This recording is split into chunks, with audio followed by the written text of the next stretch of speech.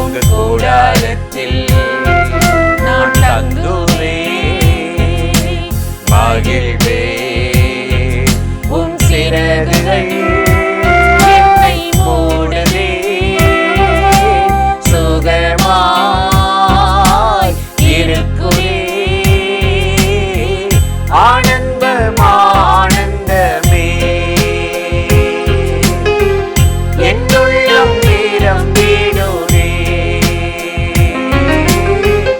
ஆனந்தம் ஆனந்தமே என்னுள்ளம் நிரம்பிடுதே ஆராதிப்பே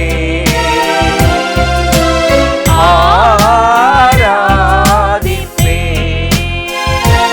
உம்மை ஆராதிப்பே ஆராதிப்பே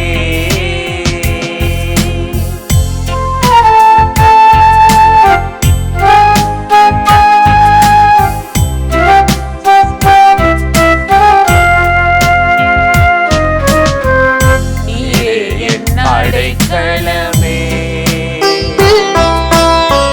நீரே என் கோட்டைதானே நீரே என் அடைக்கலமே நீரே என் கோட்டைதானே என் தேவனே உம்மை நம்பியே உம்மைத்தான் நம்பியுள்ளே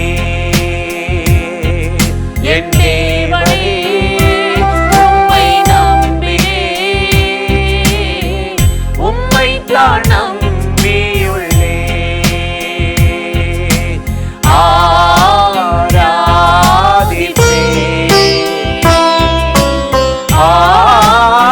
ஆராதிப்பே உம்மை ஆராதிப்பே ஆராதிப்பே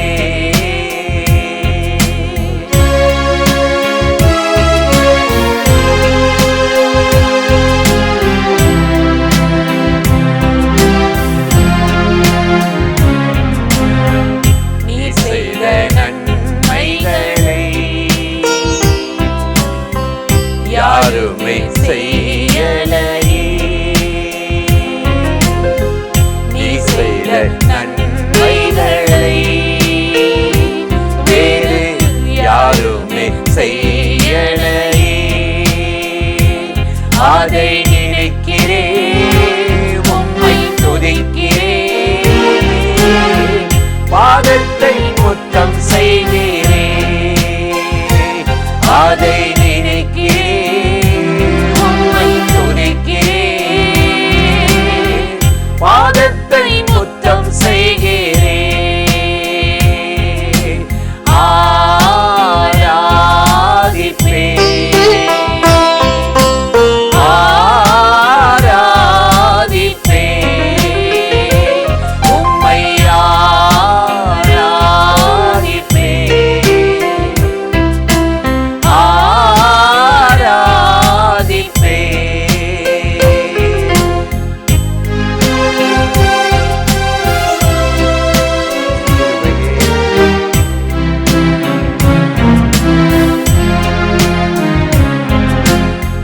கேருபீன் சேராபீன்கள் உம்மையை போற்றுகிறதே கேருபீன் சேராபீன்கள் உம்மையை போற்றுகிறதே பரிசுத்தர் நீ பரிசுத்தர் பரிசுத்தர் பரிசுத்தரே பரிசுத்தர் நீ பரிசுத்தர் பரிசுத்தர் பரிசுத்தரே ஆராதிப்பே ஆராதிப்பே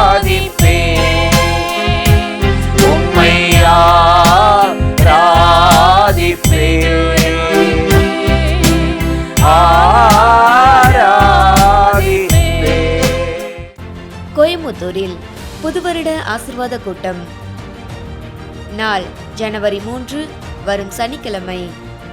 நேரம் மாலை 6 மணிக்கு. தேவ செய்தி சகோதர எல். வின்சென்ட்ராஜ். நமக்கு ஒரு சிங்காசனத்தை வைத்திருக்கிறார். நான் இருக்கிற இடத்துல என் பிள்ளைகள் இருக்கட்டும், என் நாமத்தில் எதை கேட்டாலும் கொடுப்பேன், தருவேன் சொல்லியிருக்கிறார். பாடல் ஆராதனை சகோதரி கலா வின்சென்ட்ராஜ். இடம் தங்கமணி திருமண மண்டபம், பன்னிமடை ரோடு, துடியலூர், கோவை. தேவ பிள்ளைகளே, இந்த உபவாச ஜெபத்தில் கலந்து கொண்டு தேவனிடமிருந்து நன்மைகளையும் ஆசீர்வாதத்தையும் பெற்றுக்கொள்ள உங்கள் யாவரையும் அன்போடு அழைக்கிறோம். மேலும் விவரங்களுக்கு கீழே உள்ள தொலைபேசி எண்ணை தொடர்பு கொள்ளுங்கள். பிரியமானவர்களே, மறுபடியும் ஒரு புத்தாண்டுக்குள் பிரவேசிக்க தேவனாகிய கர்த்தர் நமக்கு அனுக்கிரகம் செய்திருக்கிறார். உங்கள் அனைவருக்கும் எங்களுடைய புத்தாண்டு வாழ்த்துக்களை நாங்கள் தெரிவித்துக் கொள்கிறோம்.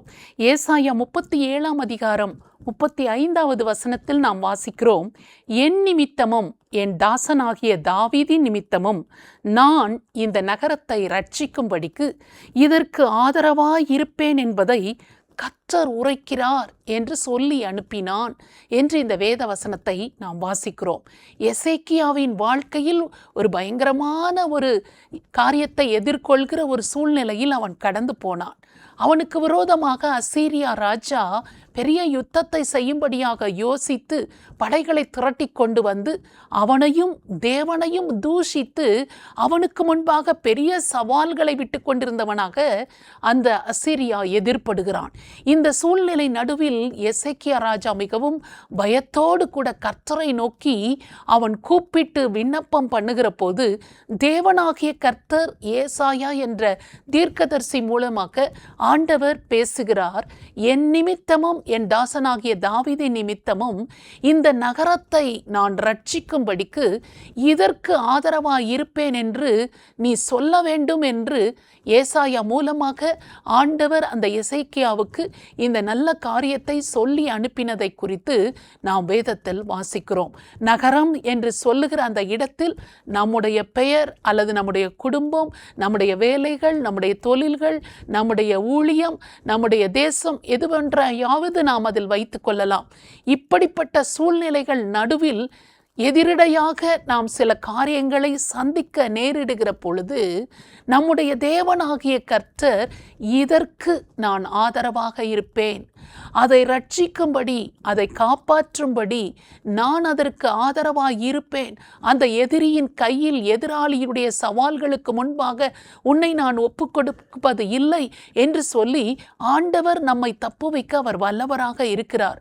இந்த எசேக்கியா ஆண்டவரை நோக்கி ஜெபம் பண்ணின போது ஏசாயா மூலமாக அந்த வார்த்தைகளை சொன்னது மாத்திரமல்ல, அவன் விண்ணப்பத்தின் சத்தத்தை கேட்டு ஆண்டவர் சொன்னபடியே அந்த அசீரியா ராஜாவின் கைக்கு எசேக்கியாவை ஆண்டவர் தப்புவித்தார். அவனை நிர்மூலமாக்கும்படி புறப்பட்டு வந்த அந்த தீமையான காரியங்கள் அவன் வாழ்க்கையில் நிறைவேறாதபடியே ஆண்டவர் அதை தடை பண்ணி இந்த எசேக்கியாவுக்கு அந்த நகரத்துக்கு அவர் ஆதரவாக இருந்தார் என்று வேதத்தில் நாம் வாசிக்கிறோம். இந்த வருஷத்தில் நம்முடைய மனதில் கூட நம்முடைய வாழ்க்கையில் கூட என்னவெல்லாம் சந்திக்க போகிறேனோ, எப்படிப்பட்ட காரியங்களை எல்லாம் நான் பார்க்க போகிறேனோ, எதையெல்லாம் நான் எதிர்கொள்ள வேண்டியது இருக்கிறதோ, அவைகளை எல்லாவற்றையும் நான் எப்படி சமாளித்து வெளியே வருவேனோ எனக்கு தெரியவில்லை என்ற மனக்கலக்கத்தோடு மனபாரத்தோடு கூட நாம் கலங்கினவர்களாக இருக்கலாம். ஆனால் நமக்கு ஒரு ஆண்டவர் இருக்கிறார். அவர்தான் இயேசு கிறிஸ்து. அவரை நோக்கி நம்பி இருக்கிற, ஜெபிக்கிற, அவரை பற்றி கொள்ளுகிற ஒவ்வொருவரையும் பார்த்து ஆண்டவர் சொல்லுகிறார், என் நிமித்தம் உனக்கு நான் ஆதரவு செய்வேன், உன்னை ரட்சிக்கும்படி நான் உன்னுடனே கூட இருக்கிறேன் என்று சொல்லுகிற கர்த்தர் நம்மை ரட்சிப்பதற்காக நமக்கு ஆதரவாக இருக்கிற தேவன் நம் பட்சத்தில் நம்மோடு கூட அவர் இருக்கிறார். எந்த விதமான சூழ்நிலைகளை நீங்கள் எதிர்கொள்ள நேர்ந்தாலும் மனம் கலங்காதிருங்கள். தேவனாகிய கர்த்தர் எனக்கு ஆதரவாக இருக்கிறார், என் கூட என் பட்சத்தில் இருக்கிறார், அவர் என்னை கைவிடவே மாட்டார் என்று சொல்லி அவரை பற்றி கொள்ளுங்கள். அவர் எந்த சூழ்நிலைகளில் இருந்தும் உங்களை காப்பாற்றி மீட்க வல்லவராக இருக்கிறார். அந்த ஆண்டவரை நோக்கி நாம் இப்பொழுது ஜெபிக்கலாமா? பரிசுத்தமுள்ள நல்ல தகப்பனே, இந்த அருமையான நேரத்திற்காக உம்மை நன்றியோடு உம்மை ஸ்தோத்தரிக்கிறோம். யாரெல்லாம் இந்த ஜீவ வார்த்தையை கேட்டு விசுவாசித்து ஆண்டவரே என்னை ரட்சிப்பதற்கு, என்னை காப்பாற்றுவதற்கு, ஆண்டவரே நீர் எனக்கு ஆதரவாக இருப்பதற்கு நன்றி, நீர் அந்த ஆதரவை எனக்கு தருவதற்காக உமக்கு நன்றி. எது இருந்தாலும் இல்லாமல் போனாலும் நீர் என்னோடு கூட ஆதரவாக இருக்கிறீரே, நீர் என்னை காப்பாற்றவும் தப்புவிக்கவும் என் கூட இருப்பதற்காக உமக்கு ஸ்தோத்திரம் என்று இந்த வார்த்தைகளை நம்பி பற்றி கொண்டு யாரெல்லாம் ஜெபிக்கிறார்களோ ஒவ்வொருவர் வாழ்க்கையிலும் நீர் ஆதரவாக இருந்து தீமைகள் வருகிற பொழுது, அவர்கள் எதிர்கொள்ள வேண்டிய காரியங்களை சந்திக்கும் பொழுது அவர்களுக்கு துணையாக நின்று, அவர்களுக்கு ஆதரவாக இருந்து ஏற்ற ஆலோசனைகளை கொடுத்து, ஏற்ற ஆண்டவரே உதவிகளை கொடுத்து அவர்களை நீர் ஆதரித்து வழி நடத்த வேண்டும் என்று ஒவ்வொருவரையும் கரத்தில் ஒப்புவித்து ஜெபிக்கிறோம். நீர் கொடுத்த வார்த்தையின்படியே எங்களை ஆதரிக்கிற தேவனுடைய கரத்தில் எங்களை ஒப்புவித்து ஜெபிக்கிறோம். ஒவ்வொருவரையும் நீர் ஆசீர்வதியும். இந்த வருஷத்தில் ஆண்டவரே எங்களுடைய குடும்பங்கள், பிள்ளைகள், அவர்களுடைய படிப்புகள், எதிர்காலங்கள், வேலைகள், வருமானங்கள், தொழில்கள் எல்லாவற்றையும், சரீர சுகங்கள், சமாதானங்கள் எல்லாவற்றையும் அது கரங்களில் ஒப்பு கொடுத்து நாங்கள் ஜெபிக்கிறோம். ஒவ்வொன்றின் மேலும் உடைய ஆதரவும் ஆசீர்வாதமும் உண்டாயிருப்பதாக என்று ஒப்பு கொடுத்து ஜெபிக்கிறோம். இயேசு கிறிஸ்துவின் நாமத்தில் ஜெபிக்கிறோம் நல்ல பிதாவே, ஆமென். இந்த நிகழ்ச்சி உங்களுக்கு மிகுந்த ஆசீர்வாதமாக இருந்திருக்கும் என்று நிச்சயமாய் நாங்கள் நம்புகிறோம். நீங்கள் பெற்ற நன்மைகளை எங்களோடு கூட பகிர்ந்து கொள்ளுங்கள், மற்றவர்களுக்கும் ஷேர் பண்ணுங்கள். கர்த்தர் உங்களை ஆசீர்வதிப்பாராக. ஆமென்.